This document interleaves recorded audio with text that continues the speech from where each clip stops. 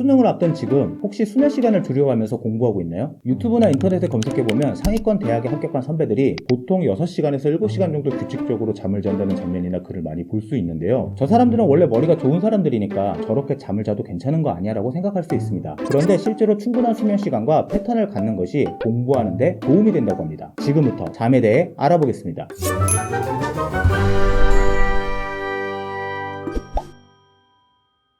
인간은 살아가면서 언제나 잠과 함께 했습니다. 과학이 발전하면서 뇌와 잠에 관한 연구 또한 활발해졌는데요. 그 결과 수면은 5단계로 나뉘고 이 단계들이 90분에서 120분 사이의 주기로 반복된다는 것을 발견했습니다. 여기서 얕은 수면 상태, 깊은 수면 상태를 합쳐서 비렘 수면 상태라고 합니다. 이 상태에서 우리의 뇌세포는 노폐물을 청소합니다. 그렇다면 뇌 속에 남아있는 노폐물을 청소하지 않으면 어떻게 될까요? 처음에는 사물과 사람을 착각하고 이후에는 정신분열 증세와 방향감각 상실, 운동 능력 소실 등 다양한 증상이 발생합니다. 실제로 미국의 랜디 가드너라는 고등학생이 264시간을 안 자고 버틴 실험을 통해 확인할 수 있었습니다. 2014년 미국의 연구 결과에 따르면 깨어있는 동안 저장해둔 기억은 잠을 자는 동안 정리된다고 합니다. 이때 불필요한 정보의 삭제와 필요한 정보의 저장이 이루어지는데 잠을 자는 게 중요하다고 해서 아무렇게나 자도 되는 것은 아닙니다. 미국의 국립수면재단에서는 연령별 권장 수면 시간을 정리했습니다. 발표한 내용에 따르면 18세에서 25세 연령대에서는 7시간에서 9시간을 적정 수면 시간으로 보고 있으며 못해도 6시간은 잠을 자야 한다고 합니다. 물론 4시간만 잠을 자도 피로가 느껴지지 않는다면 억지로 잠을 늘릴 필요는 없습니다.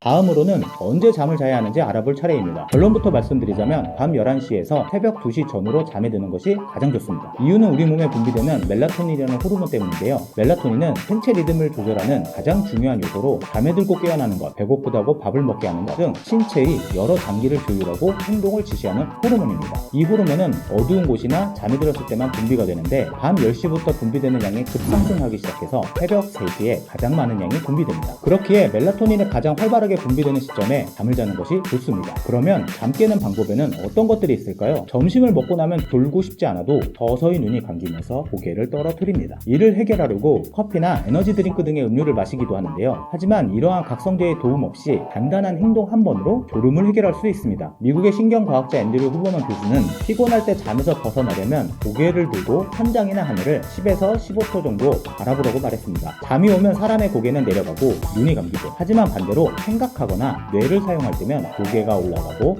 눈은 위를 바라봅니다. 즉 생각할 때 모습을 흉내내는 것만으로도 뇌에 각성 신호가 보내지면서 자극을 받게 되고 결국 잠에서 깬다는 이유를 설명했습니다. 이 방법 말고도 한 가지 더 소개해드릴 게 있는데요. 한 유튜버의 소개로 알려진 이 방법은 림프선의 자극입니다. 림프선을 늘려주기 위해 팔을 쭉 들어줍니다. 이때 몸이 살짝 팔처럼 휘게 해주는 것이 중요합니다. 그러고 나서 힘차게 손바닥을 뺨을 향해 그대로 내려치면 됩니다. 효과는 있겠네.